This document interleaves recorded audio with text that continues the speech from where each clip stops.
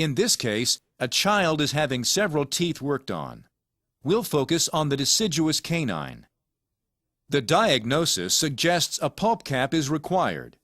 In this case, the decay is being removed from the distal side of the tooth.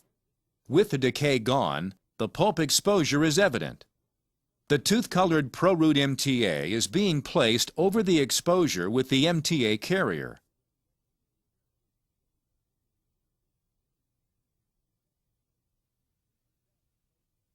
A second placement completely covers the pulp.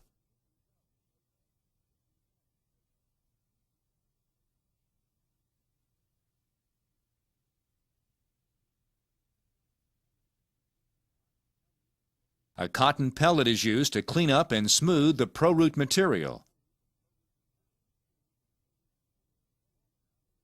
A small amount of light-cured resin restorative is placed directly over the MTA and immediately light-cured. Acid etching the tooth structure must be done with the MTA material protected. After the site is washed, a bonding agent, in this case Prime and Bond, is used prior to the placement of the resin restoration.